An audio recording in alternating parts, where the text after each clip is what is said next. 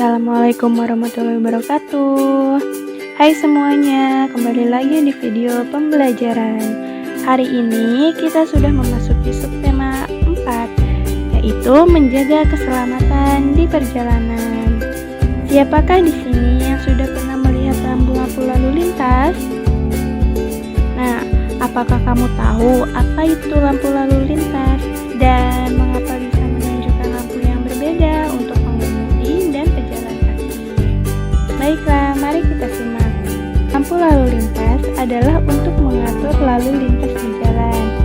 Ini dibuat dengan pelindung cahaya matahari yang khusus. Di dalam lampu lalu lintas ada lampu-lampu dan dipasang lensa-lensa berwarna, yaitu merah, kuning, dan hijau. Masih adakah yang ingat arti dari warna lampu lalu lintas?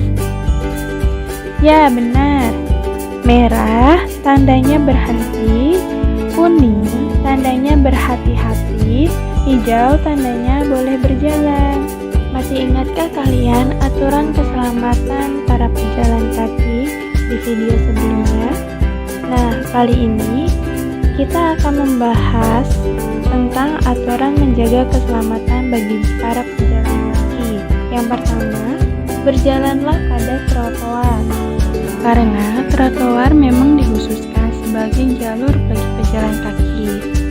Yang kedua, jika pejalan kaki ingin menyeberang, bisa menggunakan jembatan penyeberangan, atau jika tidak ada, boleh menyeberang pada zebra cross. Saat menyeberang di zebra cross harus berhati-hati dan harus melihat lampu yang berada di seberang jalan untuk mengetahui kapan pejalan kaki boleh berjalan. Apabila lampu sudah menunjukkan warna hijau pada lampu lalu lintas pejalan kaki, tandanya boleh berjalan. Karena mentaati peraturan lalu lintas berarti menjaga keselamatan baik diri kita sendiri maupun orang lain. Siapakah yang pernah menaiki kereta api?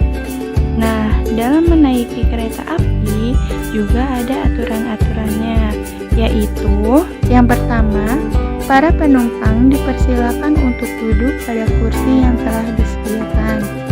Yang kedua, penumpang tidak diperkenankan untuk duduk di dekat pintu kereta api yang sedang melaju, karena itu akan membahayakan dirinya sendiri.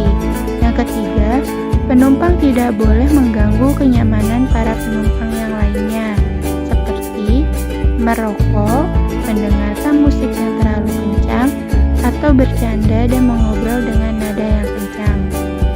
Apakah kamu suka mengendarai sepeda?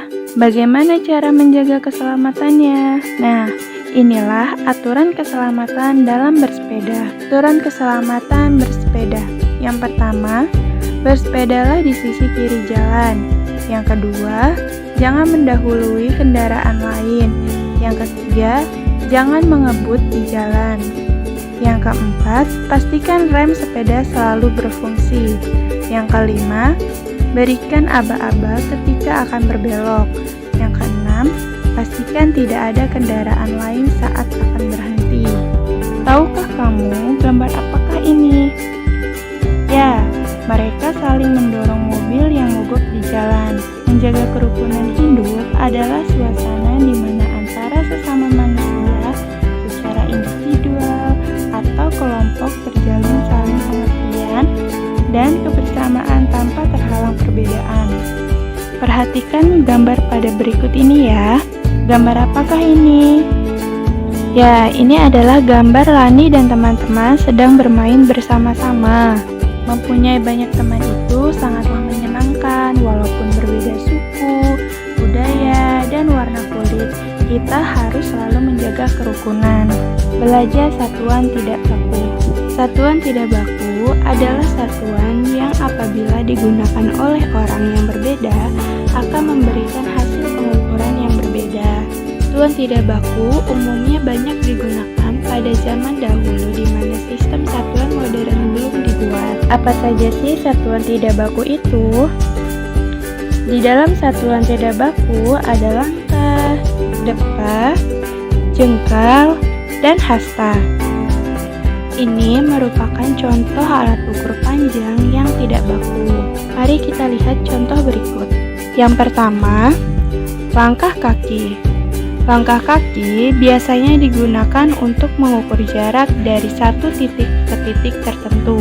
Yang kedua, satu depa. Satu depa adalah panjang yang diukur dari satu ujung jari ke ujung jari lain dari kedua tangan yang direntangkan ke samping tubuh. Yang ketiga, jengkal. Satu jengkal adalah ukuran panjang rentangan dari ibu jari ke ujung jari kelingking. Yang keempat, hasta. Satu hasta adalah ukuran panjang dari siku sampai ujung jari tengah. Nah, itulah pembahasan satuan tidak baku. Hasta, depa, jengkal, dan langkah kaki termasuk contoh satuan panjang yang tidak baku. Selain karena menghasilkan pengukuran yang berbeda-beda, apabila dilakukan oleh orang yang berbeda atau pada waktu yang berbeda, satuan-satuan tersebut dianggap baku karena ditentukan sendiri-sendiri oleh pengukuran, sehingga hanya diakui dan digunakan dalam penggunaan tertentu. Cobalah sekarang kalian ukur panjang buku gambarmu menggunakan satuan tidak baku jengkal. Dan kalian juga boleh mengukur benda lainnya yang lebih besar dengan satuan hasta, depa, dan langkah kaki seperti dinding ruang kamarmu, pintu depan rumahmu, ataupun mengukur panjang kamarmu menggunakan langkah kaki. Sekian dulu ya pembelajaran hari ini. Sampai jumpa. Wassalamualaikum warahmatullahi wabarakatuh.